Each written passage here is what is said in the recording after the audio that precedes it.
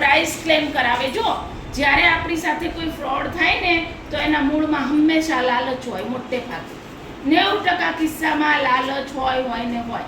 તો આપણે લાલચમાં આવવું જોઈએ નહીં. તમને પ્રાઇસ ક્લેમ કરવાનું કે આ લિંકને ટચ કરો એટલે તમને 100 રૂપિયા મળશે.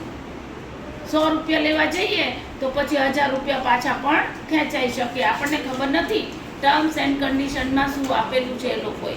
એટલે આવું કરવું જોઈએ નહીં. ઘણી વખત આપણે કનેક્ટિવિટી અને ખર્ચાથી બચવા માટે મોબાઈલ બદલતા હોઈએ છીએ અને સિમ કાર્ડ પણ બદલતા હોઈએ છીએ. વારંવાર આવું બદલવું યોગ્ય નથી. કારણ કે મોબાઈલ તમારો બગડી ગયો અને ફોર્મેટ ના કર્યો અને વેચી નાખ્યો તો શું થાય? મોબાઈલ એની સાથે જ બધો ડેટા લઈને જાય. સામે ધ્યાન રાખવાનું કે અલગ અલગ કંપની જે ગુમરાહ થાય એવી યોજનાઓ આપતી હોય તો આપણે ધ્યાન રાખવું જોઈએ.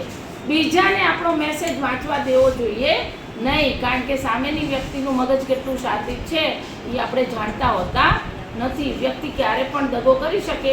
એટલે અમુક સેન્સિટિવ બાબત કોઈને આપવી જોઈએ નહીં. આપણી પાસે હોય તમે 18 વર્ષના થાઓ પછી તમે તમારું કાર્ડ લઈ શકો. અત્યારે તો તમે ફોન વાપરતા હોય પણ મમ્મી પપ્પાનો હોય. પણ તમે 18 વર્ષના થાઓ એટલે તમારું પ્રીપેડ કાર્ડ લઈ શકો તમારા નામથી. પછી હંમેશા પોતાનો ફોન પોતાની પાસે રાખવો જોઈએ. આપણો ફોન બાળકોને આપવો જોઈએ નહીં.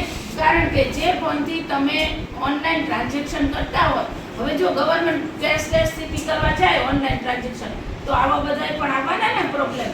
તો આપણે જાણવું જોઈએ કે જ્યારે આપણે જે ફોનથી ઓનલાઈન ટ્રાન્ઝેક્શન કરતા હોય એ ફોન બાળકને અપાય નહીં. કારણ કે બાળકને આપણે શું શીખવાડતા હોય? યસ